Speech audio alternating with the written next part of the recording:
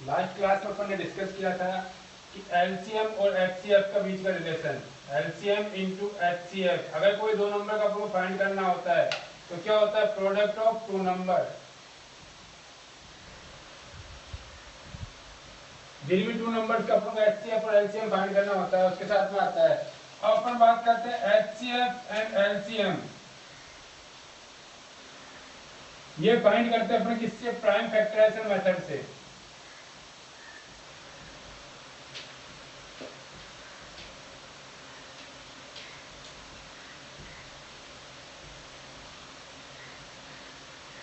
Prime factor से निकालते हैं, जैसे अपन निकालते हैं, बात करते हैं suppose 144, 180 and 192, these are three numbers, इनका अपन को एचसीएफ और एलसीएम फाइंड करना है।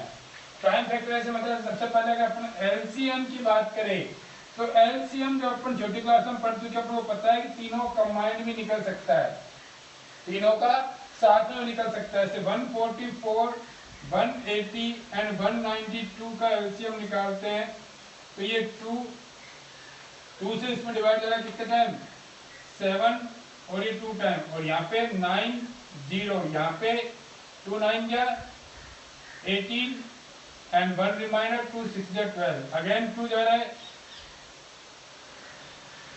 36, 45, और ये आ गया कितना 48, अगेन 2 का जा रहा है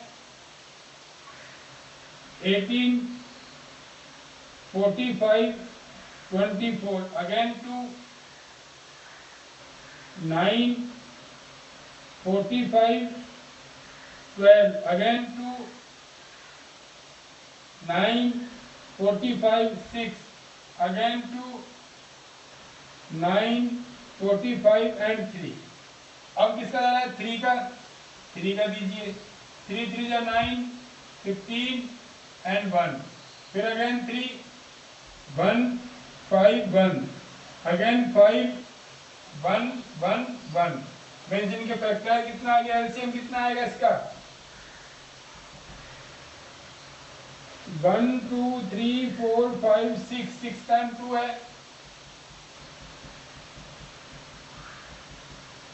नाउ 2 टाइम 3 है एंड 5, तो निकालेंगे 2 2 4, 4 2 8, 8 2 16, 16 32, 32 64, 39 और 9 5 45, ये आ गया 64 इंटू 45। अब इसको सोल्व करते हैं, 45 4 जा 180, 18 कैरी, एंड 45 6 जा 270, 270 और 18 288। ये क्या आ गया इसका एलसीएम। क्लियर। अब एलसीएम तो अपन निकाले, कंबाइंड में निकाल दिया। अब बात करते हैं एचसीएफ की, जो एचसीएफ अपने पास आता है उस एचसीएफ की बात करते हैं। तो एचसीएफ निकालते हैं इसका,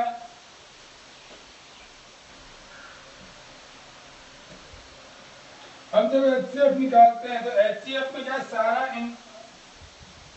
डिफरेंट मतलब इंडिविजुअल होएगा, 144, 180 एंड 192, 144 2 72 2 36 2 18 2 9 3 3 3 1, 180 290 245 3 15 3 5 5, कुछ नहीं, फिर अगेन 2 2 9 जा 2 6 जा 2 48 2 24 2 12 2 6 2 3 3 1। अब इन सबके जो भी नंबर अपने पास आए थे, 144 के फैक्टराइज क्या क्या है, 144 के फैक्टराइज आए अपने पास में 1 2 3 4, 4 टाइम 2, then 3 into 3, फिर नेक्स्ट है 180, 180 का है 2 टाइम 2, फिर मैं थोड़ा गैप देंगे 3 टाइम 2 टाइम 3 और 1 टाइम 5, फिर आता है 192 और 192 की फैक्टर लिख रहे हैं अपन, तो 192 में कितने टाइम आया है 1 2 3 4 5 6 टाइम 2 है, 2 into 2 into 2 into 2 into 2 into 2 and 1 time 3 है। अब HCF में आता है हाईएस्ट कॉमन फैक्टर, जो भी कॉमन मिल रहे हैं उनका पेयर है। अब तीनों में कॉमन कौन मिल रहा है, एक 2 मिल रहा है, एक मिल गया पेयर, तो HCF इज इक्वल टू 2, फिर अगेन 2 मिल गया, अगेन 2, अब ये 2 2 यहाँ पे दोनों में एक्स्ट्रा है लेकिन यहाँ पे अवेलेबल नहीं है, खत्म करना 2 की इसको जोड़ने की है। 3 आ रहा है कितना टाइम 1 टाइम इंटू 3, तो HCF कितना आ गया इसका 12, ये निकल गया इसका HCF प्राइम फैक्टर ऐसे मेथड से। ठीक है, यहाँ तक कोई डाउट, कोई कंफ्यूजन? अगर नहीं है तो अब अपन बात करते हैं कि कोई क्वेश्चन एक क्वेश्चन लेते हैं, द एलसीएम ऑफ, एक बार आपको करते हैं,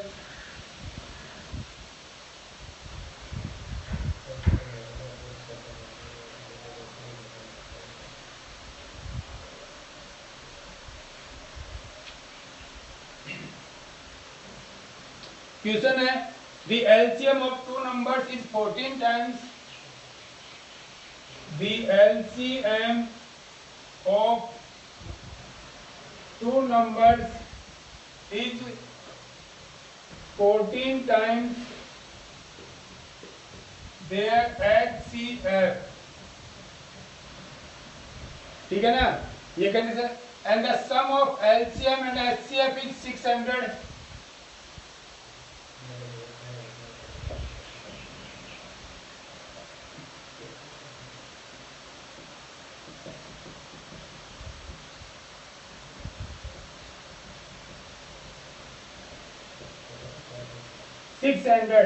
and one number is 280,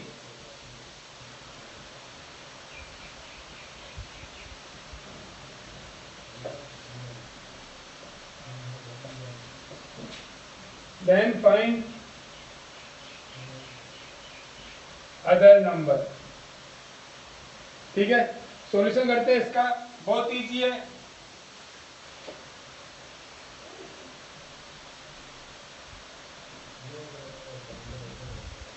solution में करते हैं, तो देखो सबसे पहले बात तो अपन को सेकंड नंबर फाइंड करना है एलसीएम और एचसीएफ में, तो सेकंड नंबर तो फाइंड करना है, let second number be X, मान लिया एक्स। अब अपना क्वेश्चन क्या कर रहा है कि LCM is equal to 14 into HCF, LCM जो कितना है 14 टाइम्स है उसका, एंड एलसीएम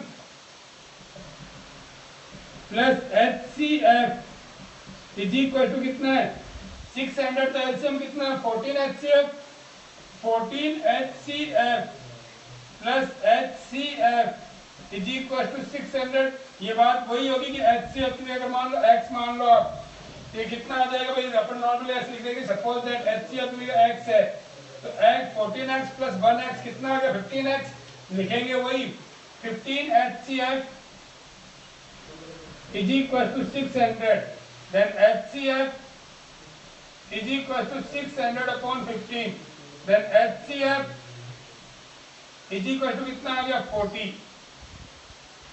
यहाँ तक क्लियर, कोई डाउट? अब HCF अपने पास आ गया, LCM कितना आएगा, LCM कितना 14 into HCF, then LCM is equal to 14 into 40, then LCM is equal to क्या आ गया 560। यहाँ तक क्लियर? अब अपने पास में कोई भी दो नंबर हो जिनका एलसीएम और एचसीएफ गिवन होता है, तो अपने पास क्या आता है LCM into HCF is equal to product of two number. अब एलसीएम कितना आया 560 into 40 is equal to product of two number, पहला नंबर कितना है 280, सेकंड नंबर क्या है x। अब इसको सोल्व करते हैं अपन। तो देखो 0 से 0 28 में से 28 28 हो जाए, ये कितना आ गया 80। देन x इक्वल टू कितना आ गया 80। Then second number is 80। ये क्या आ जाएगा आपका आंसर। तो फाइंड करना अदर नंबर, अदर नंबर कितना आ गया 80 आ गया। चलिए देखते हैं। अभी अपन ने जितने भी कर लिए सारा करा है, उसमें अपन ने सबसे पहले यूक्लिड डिवीजन लेमा किया है, उससे क्वेश्चंस को सोल्व किया है। देन यूक्लिड डिवीजन से अपन ने एलसीएम निकालना सोल्व किया है, सॉरी एचसीएफ निकालना सोल्व किया है। उसके बाद में उनके एचसीएफ निकालने के बाद में अपन ने क्या किया है, एलसीएम और एचसीएफ को प्राइम फैक्टराइजेशन मेथड से सोल्व किया है। कुछ एक क्वेश्चंस को अपन ने अलग अलग किए। अब अपन करते हैं कि देखिए प्रूव दैट, क्वेश्चन आएगा अपना, क्वेश्चन है prove that √2 is a irrational number. अब मैं देखो थोड़ी बातें आपको क्लियर साथ साथ करते जा रहा हूँ। ये √2 की जगह √3 हो, √5 हो, √6 हो, √7 हो, √8 हो, कुछ भी हो, कुछ भी हो। अगर सिंगल डिजिट रूट नंबर आ रहा है तो आपको जो बता रहा हूँ वही करना है, उसके अलावा कुछ भी चेंज नहीं करना है इसके अंदर। तो अपन सबसे पहले सॉल्यूशन लिखते हैं ना इसका।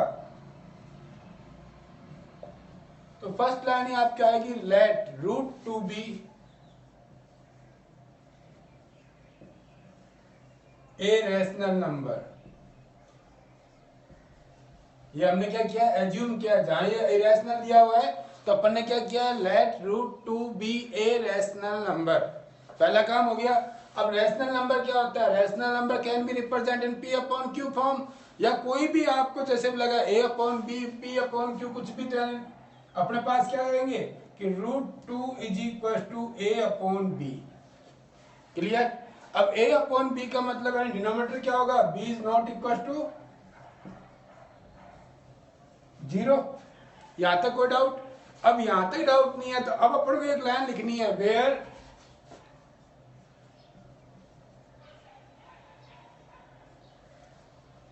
A एंड B, जो दो नंबर अपने पास दोनों है, A एंड B आर को प्राइम,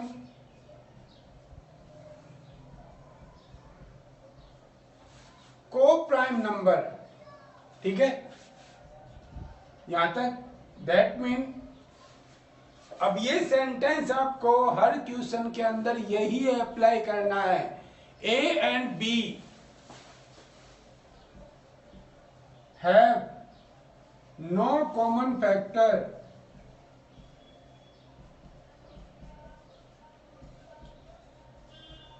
अदर देन 1। इनमें कोई भी कॉमन फैक्टर नहीं है, किसके अलावा, 1 के अलावा कोई भी कॉमन फैक्टर नहीं है। आप इसमें ये भी लिखते हो where A and B are integers and coprime number, that mean A and B have no common factor other than 1। इन दोनों का कॉमन फैक्टर क्या आएगा, ओनली और ओनली 1। अब जो इक्वेशन 1 आई थी अपने पास में, ये जो इक्वेशन 1 है, ठीक है, इसका स्क्वायर करते हैं,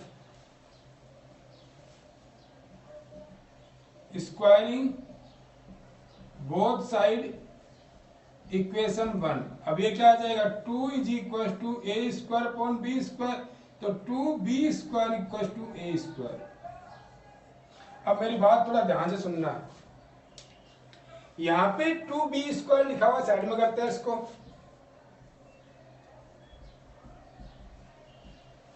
ठीक है, अब अपन नॉर्मली बात करते हैं 2b स्क्वायर की। 2b स्क्वायर लिखा हुआ है, b स्क्वायर किससे मल्टीप्लाई है, 2 से मल्टीप्लाई है, तो कंफर्म है कि b square 2b square divide होगा किससे, 2 से, तो 2b square divided by 2, confirm है।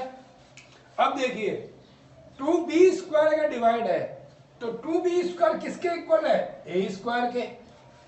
भाई राम श्याम के इक्वल है, और राम डिवाइड हो रहा है किससे, 2 से, तो श्याम भी डिवाइड होगा किससे, 2 से, क्योंकि 2b स्क्वायर है किसके इक्वल, a स्क्वायर के इक्वल है, तो a square is also divide by 2। अब ए स्क्वायर डिवाइड होगा तो ए भी डिवाइड होगा। ये एक अपन ने थ्योरम होती है। थ्योरम क्या होते हैं भाई कि जो भी अपन बात करते हैं भाई कोई भी एक नंबर सीक्वेंस है भाई की जैसे निकाले अपन, जैसे आने कोई भी ले लो A1 A2 A3 A4 A5 A6 जो भी ले लिया वो अपने इक्वल मान लो। अब A के इक्वल कोई अदर नंबर मान लो A equal to B1 B2 B3 B4 B5।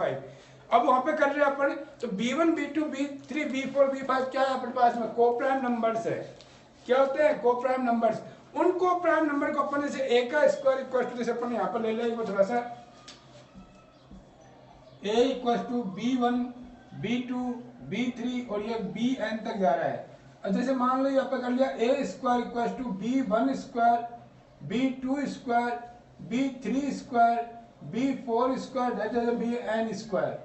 अब ये सीक्वेंस क्या अपने पास में देखो B1 B2 B3 B4 ये सारे क्या अपने पास में कोप्राइम नंबर। अब जब B1 स्क्वायर डिवाइड हो रहा है किससे A स्क्वायर से तो B1 भी क्या होगा डिवाइड होगा किससे A से। ये एक अपन थ्योरम है तो उसको दिखाते हैं तो उसके पास पे ये आता है। तो अब अपन बात करते हैं कि ये क्लियर हो गया अपने पास में कि अपने पास में जो क्या क्लियर हुआ कि 2b स्क्वायर, ये जो 2b स्क्वायर लिखा हुआ है 2b square is divisible by 2। Confirm है, यहां तक कोई प्रॉब्लम नहीं है भाई। इसको अपन लिख देंगे सिंस आगे लिख रहे हैं। देयरफॉर जब ये डिवाइड हो रहा है तो अपने पास में क्या होगा therefore a square is also divide by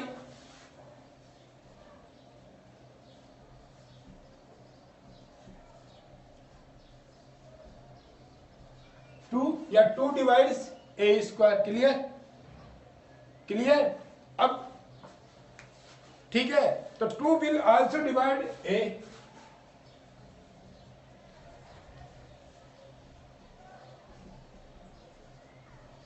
two किसको डिवाइड करेगा ए को भी डिवाइड करेगा। यहां तक क्लियर। अब अपन बात करते हैं इसको कि एक सीक्वेंस और लेते हैं कोई, उसको मिटा दो रफ कर दो।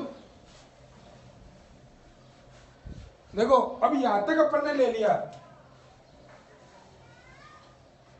ठीक है। अब नया सीक्वेंस लेते हैं let a equal to 2c। c को अपने पास में क्या ले रहे हैं अपन कोई इंटीजर ही है where c is an integer.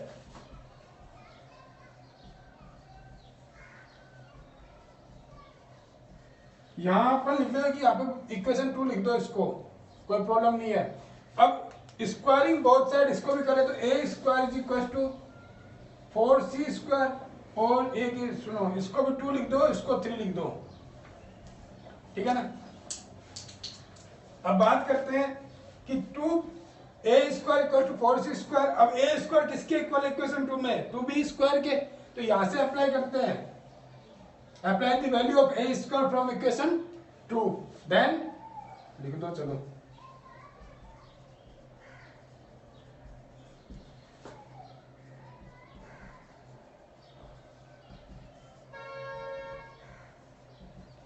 इसको 4 दे दो। ये क्या आ गया 2b square equal to 4c square then 2 से 2 टाइम कट गया b square equal to 2c square. Clear. अब देखिए मेरी बात सुनिए 2c स्क्वायर है 2c स्क्वायर किससे डिवाइड होगा 2 से डिवाइड होगा 2c square divided by 2। Clear. Then b square is also divided by 2 then b is also divided by 2। यहां तक क्लियर। अब देखिए इसके अकॉर्डिंग ये इक्वेशन अपने 5 according to equation 5 2 is common factor for a and b।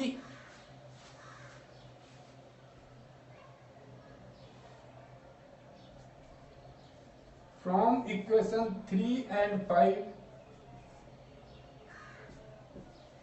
we get क्या मिला अपन को कि 2 is common factor for a and b। अब a and b का कॉमन फैक्टर क्या अपने पास में 2 है तो अपन ने स्टार्टिंग में अज्यूम किया था रूट 2 इज इरेशनल नंबर। अब बात करते हैं a एंड b। तो a एंड b को क्या where a and b are coprime number and that a b have no common factor other than 1। अगर 1 के अलावा इनका कोई कॉमन फैक्टर है ही नहीं तो ए और बी का ये कॉमन फैक्टर 2 आ गया। जो अपने क्या कर रहा है, जो अपन ने हाइपोथेसिस ली थी इसके लिए यूज किया था, जो अपन ने भाई यानी बात करें कि अवर हाइपोथेसिस इज रॉन्ग हो रही है, वो क्या हो रही है, रॉन्ग। जो अपन एज्यूमशन किया वो क्या हो रहा है, रॉन्ग हो रहा है। रॉन्ग हो रहा है तो क्या हो गया, √2 इज ए रैशनल नंबर। अब सारे क्वेश्चन जितने भी आते हैं, चाहे √2 का है, √3 का है, √5 का है, √6 का है, √7 का है, √8 का है, सबके अंदर आपको प्रोसेस यही फॉलो करना है, कहीं कोई चीज नहीं करनी। इसमें बस ये लास्ट लाइन आपको ये और लिखना है कि 2 is the common factor for A and B आ गया। So our hypothesis is wrong. और अपना हाइपोथेसिस क्या थी कि √2 ये रैशनल नंबर, ये अपन ने एज्यूम किया था यहाँ पे, जो क्या होगी, गलत हो गई है ना। और इसमें यानी क्वेश्चन मैंने लिखी दी आपको, और आपको एक लास्ट लाइन लिखना है, सो √2 is an irrational number. Clear. अब इसमें कोई डाउट हो तो आप कमेंट में छोड़ दीजिएगा, आपको आंसर मिल जाएगा। अब इसके अलावा कोई भी क्वेश्चन जो अपन करते हैं, जिसमें बताता हूँ आपको, बहुत सिंपल क्वेश्चन होते हैं, कोई प्रॉब्लम होती नहीं है इनके अंदर।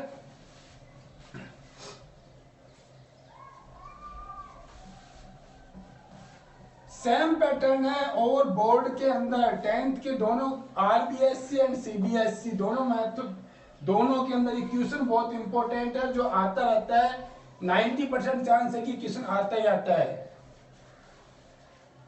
ठीक है। इनके अलावा कोई क्वेश्चन ऐसा आ जाए, मान लो देखो मैं 2-3 क्वेश्चन लिख रहा हूँ, 7√5 लिख दिया, ठीक है ना, और 3 + 2√2 लिख दिया, ठीक है, और कोई एक क्वेश्चन लिख दिया अपने पास में, जैसे कोई भी क्वेश्चन दोनों डिजिट क्या आ जाए, रूट में आ जाए, √2 + √5। अब मैं सीधा बताता जा रहा हूँ आपको कि 7√5 आ गया। 7√5 के लिए क्या करोगे आप, 7√5 के लिए वही लेट, सबसे पहली लाइन वही है, let 7√5 be a rational number. उसको रैशनल मान लिया तो 7√5 is equal to a upon b, b is not equal to 0 where a and b are coprime number and a b have no common factor other than 1। इनके अलावा 1 के अलावा क्या नहीं है, कॉमन फैक्टर कोई भी नहीं है। तो आपको क्या करना है, फिर बाद में √5 is equal to a upon 7b, यही बनेगा। क्लियर। कोई डाउट। अब क्या आ रहा है कि a और b अपन ने क्या लिया, कोप्राइम नंबर एंड इंटीजर से ये 7, तो a b एंड 7 आर, ये सब क्या है, रैशनल नंबर है, कंफर्म है। अगर ये सब रैशनल है, if all these are rational, तो इनके जो इक्वल डिजिट है वो भी क्या आनी चाहिए, रैशनल आनी चाहिए। क्योंकि देखो अपन बात करें कि 2 या फिर सीधा इसी में कह दे कि कोई भी नंबर जो इसके इक्वल है, तो इसके इक्वल वाला जो नंबर होगा वही नंबर ये होगा। वैल्यू कोई भी लगा लो कि भाई x = 5 आ रहा है अपने पास में, तो इसका मतलब क्या हुआ कि x की वैल्यू कितनी है, 5 के इक्वल है, तो यानी वो है कि भाई x की वैल्यू कहीं भी हो वो कितनी आएगी, यहाँ पे इसके x के लिए 5 ही आएगी। तो ये सारी वैल्यू किसके इक्वल है, ये वैल्यू √5 के इक्वल है। अब ये सारी वैल्यू रैशनल है तो ये भी क्या होगी, रैशनल। लेकिन फिर बाद लाइन क्या लिखनी है, वही अवर हाइपोथेसिस इज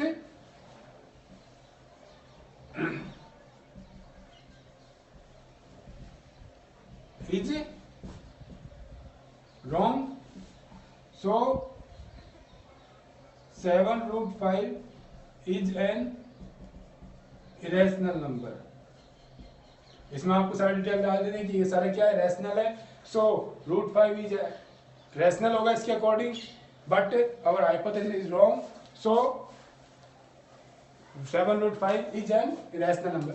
अब 3 + 2√2 को आ जाए तो 3 + 2√2 भी आपको यही करना है, a अपॉन b, वही लाइन लिखनी है। देन 2√2 = a अपॉन b - 3 को क्या करो, ट्रांसफर कर दो। अब क्या आ जाएगा, 2√2 = a - 3b अपॉन b, यहाँ पे एलसीएम लेकर कर दिया।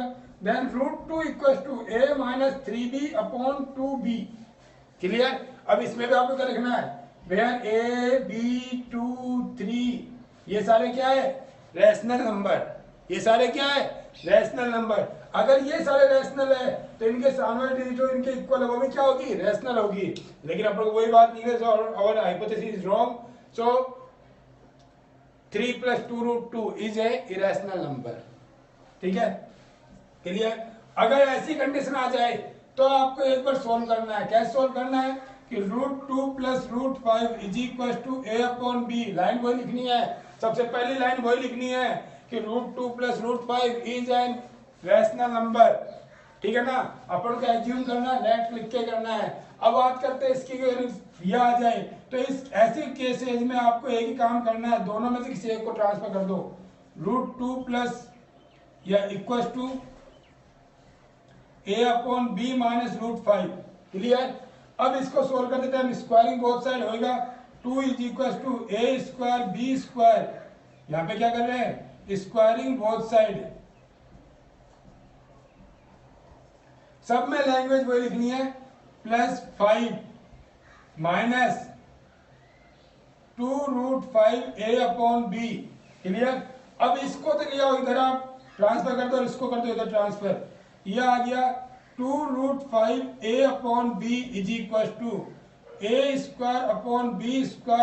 5 minus 2√5a/b is equal to a² + 3। Then ये कितना आ गया, 2√5 is equal to a² + 3b² into b/a, ये b² कट जाएगा।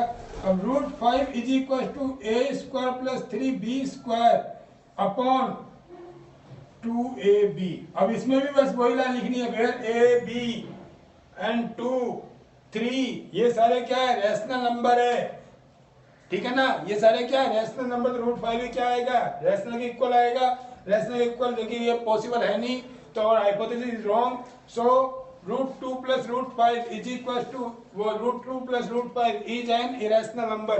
कहीं कोई चेंज नहीं करना, स्टेप वही अप्लाई करना। तो पहले क्वेश्चन ने बताया आपको, सबसे पहले बस उसी क्वेश्चन। और एक और चीज सुन लीजिए, जो सिंगल डिजिट क्वेश्चन है ना, वही बड़ा लॉन्ग होगा, बड़ा होगा आपके पास में। अदरवाइज ये क्वेश्चन और भी शॉर्ट होते जाएंगे। उसका मेथड में क्या है, सेकंड स्टेप में अपन को एक और लेना पड़ता है, कोई इंटीजर एज्यूम करके। लेकिन इसमें तो क्या है कि जहां डिजिट आती है अपने पास, उसके बाद उसको सोल्व करना ही नहीं है। इन क्वेश्चन में बस उसके बाद में आपका आंसर क्लियर है। Is that clear? कोई डाउट, कोई कंफ्यूजन? एक क्वेश्चन इस टाइप का आता है, कभी कभी घबराए तो नहीं, उस टाइम घबराना मत। कि कोई क्वेश्चन ऐसा आ जाए, सपोज दैट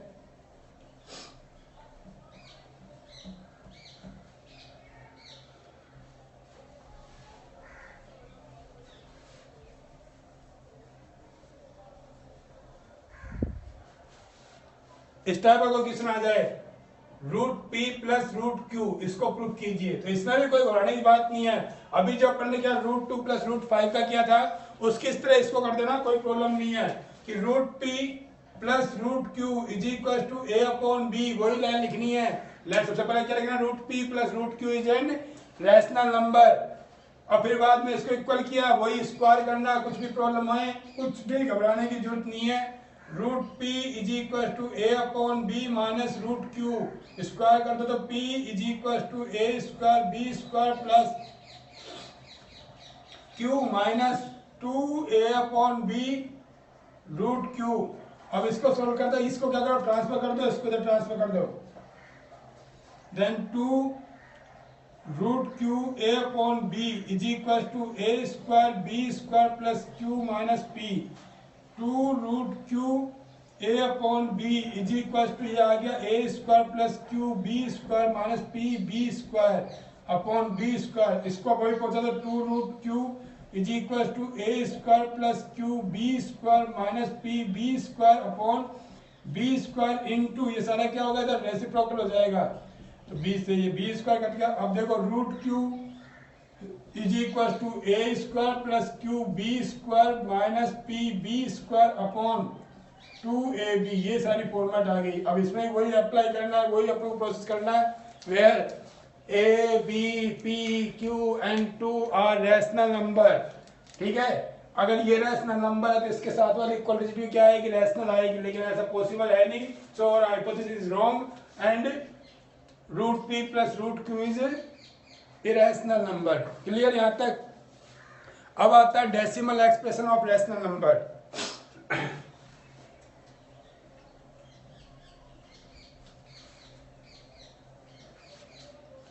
क्या आता है डेसिमल एक्सप्रेशन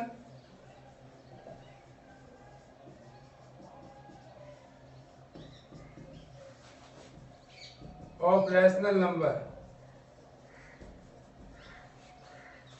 कोई भी नंबर हो जो अपने पास में है, अपन जैसे नॉर्मली बात करते हैं कोई नंबर अपने पास क्या आ रहा है क्या नहीं आ रहा है, उससे अपन सीधी सिंपल सी बात है कोई नंबर लिख देते हैं कि 0.375 अपन ने लिख दिया।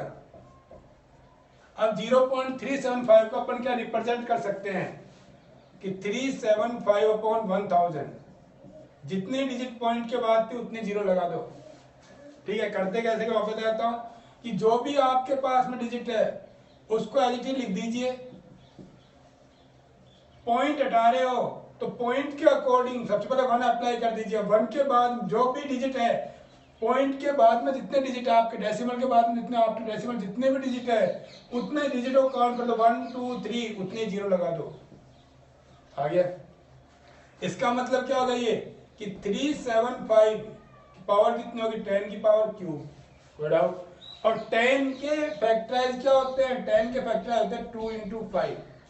तो ये नंबर क्या हो गया, 375 अपॉन 2 की पावर 3 into 5 की पावर 3। क्लियर? यहाँ दोनों पावर क्या मिल रही है, सेम मिल रही है। अपन को पता है कि a इंटू बी, ए की पावर m इंटू बी की पावर m हो, तो a इंटू बी की पावर m अपन ने फॉर्मूला किया है एक्सपोनेंशियल पावर्स के अंदर 9th क्लास में। लेकिन 375 है तो 375 का आप एलसीएम लोगे, 375 का आप एलसीएम लोगे तो ये आ गया 3 5 25 5 5 5 1 मीन्स क्या आ गया, इसके फैक्टराइज करते हैं 3 इंटू 5 की पावर क्यूब अपॉन 2 की पावर क्यूब इंटू 5 की पावर क्यूब। यहाँ 5 की पावर क्यूब से 5 की पावर क्यूब कितना हो गया, 3 अपॉन 2 की पावर 3 इंटू साथ में क्या लगा सकते हैं 5 की power 0। If any base power is 0, answer कितना आता है, 1 ही आता है। अगर कोई एक्सप्रेशन अपने पास में कुछ इस तरीके से रिप्रेजेंट हो रहा है 1 अपॉन 2 की power m into 5 power n, दोनों बेसों की पावर डिफरेंट है, दोनों बेस जो अपन लिखे हुए हैं उनकी पावर क्या है, डिफरेंट है। अगर कोई एक्सप्रेशन इस तरीके से रिप्रेजेंट होता है तो इसका मतलब वो है, वो एक्सप्रेशन क्या है, is a terminating, is a terminating term आएगी जो अपने पास में जहां पर अपन कर रहे हैं। ठीक है ना? और जो ये m और n पावर है ये दोनों नॉन नेगेटिव इंटीजर्स है, m एंड n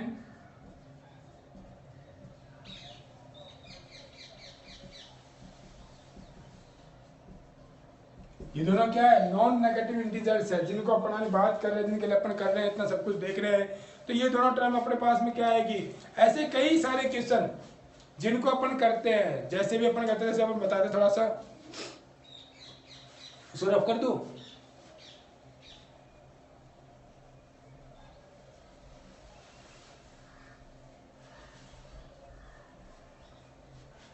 जैसे बात करें, दो क्वेश्चन लेते हैं, एक लेते हैं 17 अपॉन 8, ठीक है ना, और एक क्वेश्चन और साथ में लेते हैं 64 upon 455।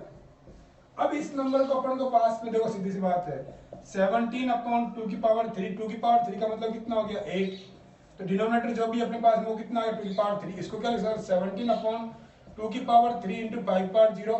This number is can be represent in 2 की पावर m इंटू 5 की पावर n। ये क्या अपने पास डिनोमिनेटर, अगर डिनोमिनेटर ऐसे रिप्रेजेंट हो जाता है, इसी क्या हो गया अपने पास में टर्मिनेटिंग। क्लियर? अब उसकी बात करते हैं, 64 मतलब 4 का क्यूब, ठीक है, इसको भी क्या लिखते हैं 2 की स्क्वायर का क्यूब, 64 को ऐसे लिखा है मैंने। अब 455 की बात करते हैं तो 455 5 फिर कितना है 91,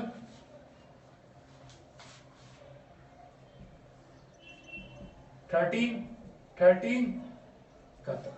अब ये कितना आ गया 2 की power 6 upon 5 into 7 into 30 express हो गया। अब देखो इसमें भी अपन अप्लाई किए तो कर सकते हैं ना कि 2 की power 6 upon 5 into 7 into 13 into 2 की पावर 0। लेकिन यहाँ पे दो डिजिट और जो अपने पास डिफरेंट आ रही है उनके फैक्टराइज तेरे सा 13 7 91, 7 और 13 दोनों क्या है प्राइम नंबर है।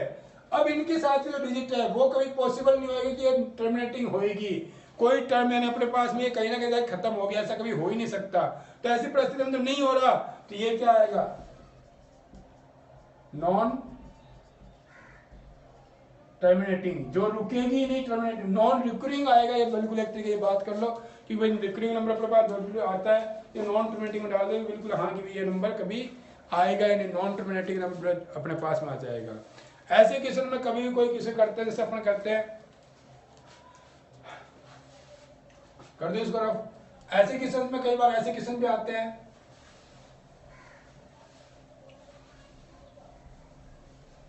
कई बार पूछ जाता है if 241 upon 4000 is equal to 241 upon 2 की पावर m इंटू 5 की पावर n, अगर ऐसा दे दिया जाए देन फाइंड द वैल्यू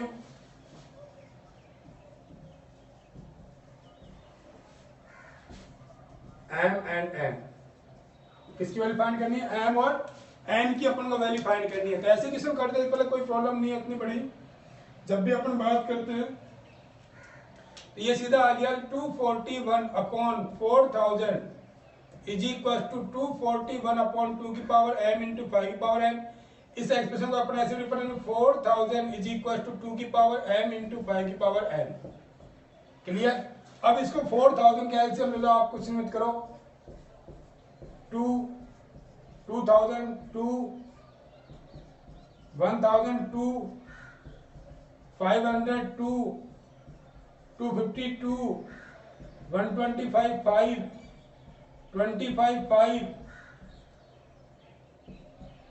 5 5 1, ये कितना आ गया 1 2 3 4 5, 2 की पावर 5 इंटू 5 की पावर 3 इज इक्वल टू 2 की पावर m इंटू 5 की पावर n। बेस दोनों के सेम कंडीशन में तो कितना आ गया, m इज इक्वल टू 2 आ गया, m is equal to 5 and n is equal to 3, ये वैल्यूज आ गया आपकी। ठीक है।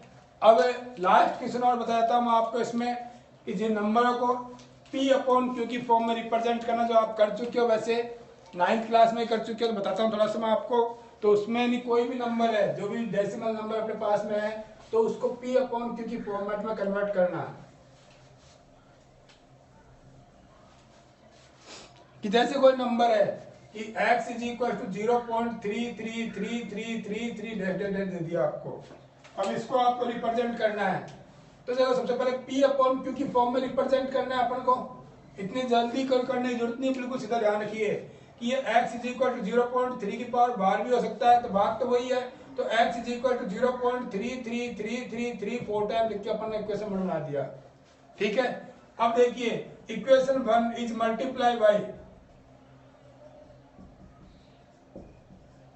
10 बोथ साइड, कहां कर रहे हैं, दोनों साइड इसको इंटू कर लेते हैं, कितना आ गया 10x is equal to 3.3333 equation number 2। अब ये देखो आप सोचते भाई कि 3.334 टाइम क्यों लिखा है, जब यहाँ पे यानी एक डेसिमल की डिजिट आ जाएगी 10 से मल्टीप्लाई। देखो ये डिजिट कंटिन्यूसली चलती जा रही है, कोई डिजिट में इतना एक नंबर निकाल भी जाए तो कोई फर्क नहीं पड़ता, क्योंकि ये नंबर कहाँ तक जा रहा है, इन्फिनिटी तक जा रहा है कंटिन्यूसली। अब ये देखो इक्वेशन 1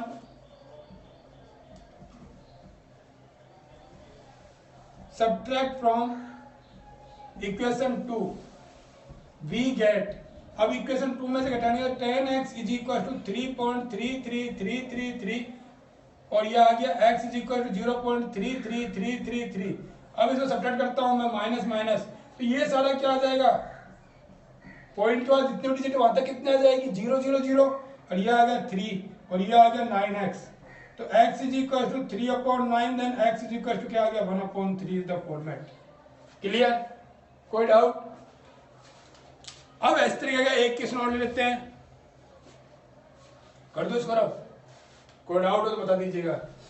ठीक है, ये कोई नंबर है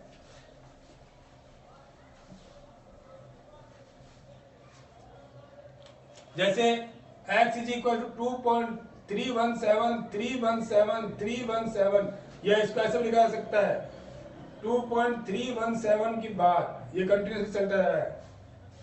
ठीक है, अब ऐसे क्वेश्चन जब करने लगोगे आप तो देखो वही चीज है, घबराने वाली चीज नहीं है। अपने पास क्या आ गया, x is equal to 2.317 dash dash dash.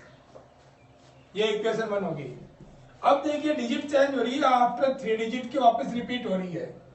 तो ये ध्यान रखिए इक्वेशन 1 मल्टीप्लाई बाई, अब कितने प्लेस डिजिट बाहर लेके आनी, 3 डिजिट लेके आनी है, तो कितने से होगा 1000, 3 डिजिट बाहर जाएगी, वही कहा यहां लिख दो बोथ साइड बाई 1000। ये कितना आ गया 1000x इज इक्वल टू 2317.317 ये इक्वेशन 2। अब वापस वही करना है, इक्वेशन 1 सब्ट्रैक्ट फ्रॉम इक्वेशन 2, तो 1000x is equal to 2317.317 x is equal to 2.317317। Subtract करो इसको सब्ट्रैक्ट करने पर क्या आता है अपने पास में, minus minus 999x is equal to 5132, then x equal to 2315 upon 999। अब इसको आप कोई सब्ट्रैक्ट डिवाइड हो रहा है तो लोएस्ट फॉर्म में कन्वर्ट कर दो, अदरवाइज आपका ये आंसर आ जाएगा। एक और छोटा सा क्वेश्चन ले लेते हैं इसको, कि मान लो कोई क्वेश्चन ऐसा आ जाए जिसमें आपको ये करना पड़े, इधर से देखो x इज इक्वल टू 2.3 या सॉरी 0. कोई डिजिट ऐसी आ जाए इसमें सिंगल डिजिट बाहर ना हो, बाकी डिजिट बाहर हो, 2341। अब 341 के ऊपर यहाँ पे बाहर है, किसके ऊपर है 341 के। तो सबसे पहले तो इक्वेशन 1 जो अपने लिखे थे x इज इक्वल टू 0.2341 ऐसे लिख सकते हैं, ये इक्वेशन 1। तो इक्वेशन 1 को मल्टीप्लाई करो पहले किससे 10 से, वही बोथ साइड। तो ये क्या आ जाएगा 10x equal to 2.341 dash dash dash, ये इक्वेशन 2 आ गई। अब इक्वेशन 2 को, क्योंकि इक्वेशन 1 सब्ट्रैक्ट होगा नहीं क्योंकि 2 डिजिट बीच में आ रही है, अब 341 रिपीट है, तो इक्वेशन 2 को वापस मल्टीप्लाई करो किससे 1000, वही बोथ साइड, क्योंकि तीनों डिजिट एक साइड आ जाएगी। ये कितना आ गया 10 को 1000 से divide 10,000x is equal to 2341.341 after decimal दोनों पेयर कंप्लीटली इक्वल बन जाए, बस अपन को यही करना है। ये इक्वेशन 3 आ गई। अब इसमें क्या करना है, इक्वेशन 2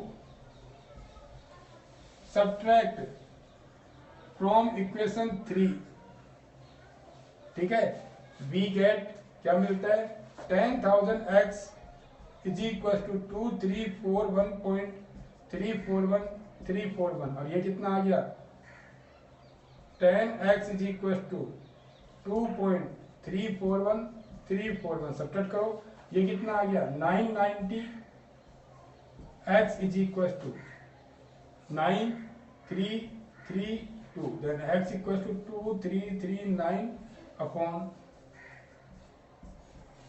ये। ठीक क्लास, अब आपको ये चैप्टर पूरा फिनिश हो चुका है आपका जो रियल नंबर है। इसमें कोई भी डाउट हो, आपके 2 लेक्चर इसमें कंप्लीटली हुए हैं, तो आप यानी उन डाउट्स को अपने कमेंट में छोड़ सकते हैं। और आपको ये चैनल सही लगा है तो लाइक एंड सब्सक्राइब कीजिए। जो भी कोई प्रॉब्लम्स है आप वो डिस्कस कर सकते हो कमेंट में डाल के, आपके सारे सोल्यूशन क्लियर कराए जाएंगे। जितनी प्रॉब्लम्स आपको सबको सोल्व कराई जाएगी। Thank you class.